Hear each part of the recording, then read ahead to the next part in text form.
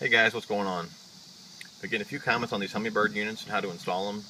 It's just easier to show you guys what I did instead of leaving a comment on YouTube. Like I said, it's really easy to do. Just take your time, follow the instructions, and I'll give you guys a few tips that I learned along the way. But like I said, it's really easy to do. You're only actually dealing with two wires. One of those, which is a positive and negative cable, and one that you're going to run to the back of the boat for your transducer. So like I said, you're just dealing with two wires. You would think there'd be a lot more with all the options on these units today. Like I said, you're only dealing with two wires. The unit that I have is the Humminbird 598ci HD side imaging unit. Of course, it's got sonar and downscan, GPS. Great little unit here. First thing you want to do though is figure out where you want to mount it, and I put mine in the spot that my original one was in. I didn't have to go far with my wires. The fuse box is right below the unit, so that made that pretty easy. And the only other wire I had to run was to the back of the boat for the transducer. Now you want to take off this L-shaped panel here. You'll see that there is 4 screws in it, 2 right here and 2 right here. Now Bass Pro told me that's all I needed to take off.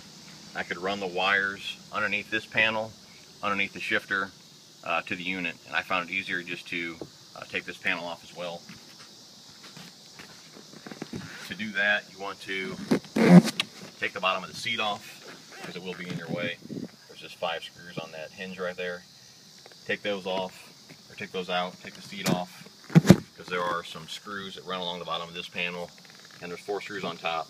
Like I said, take those out, pull the panel off, and you don't have to disconnect any wires, just kind of flip it to the back, set it aside so it's out of your way. And then we'll go to the fuse box. You'll see there are 4 screws on the outside of the panel. Okay, take those out, but then the actual fuse box is still attached to this panel. You need to take these 4 screws out here, and there's little plastic nuts on the back. Take those out, the way the 2 are separate, and you can actually get the fuse box out. And all you're going to do is run your positive and negative cable to the fuse box, and you don't need to change that. Any fuses out. What comes in this boat is more than enough, more than what they actually need. So like I said, you don't have to change that out. And run your positive and negative cable to the box. You'll have to put on some crimp connectors, but other than that, that's all you need to do with this box. Run those 2 wires there, and then you're just going to run your 1 wire to the back of the boat.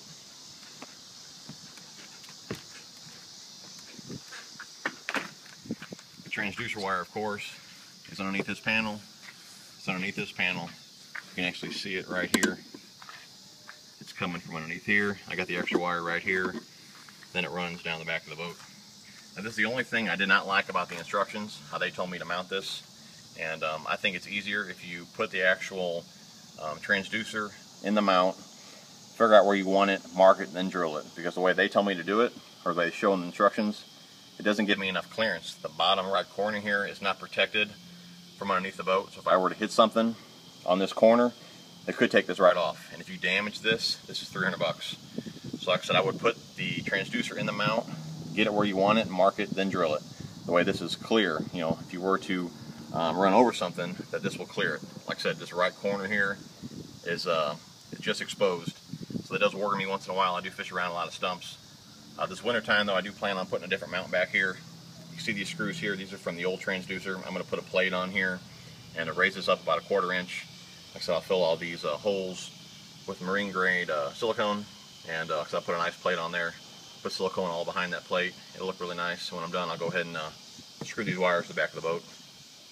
But that was the only thing I did. Like I said, I did not like about the instructions. Other than that though, it's like I said, real easy. This is the only wire that you're going to be running back here, and you run your 2 or your other wire, which has the positive and negative cable. You run them right to the fuse box. So that's it. I mean, really simple to do, and hope that helps you guys out. Makes it a little easier on you, and well, that's it.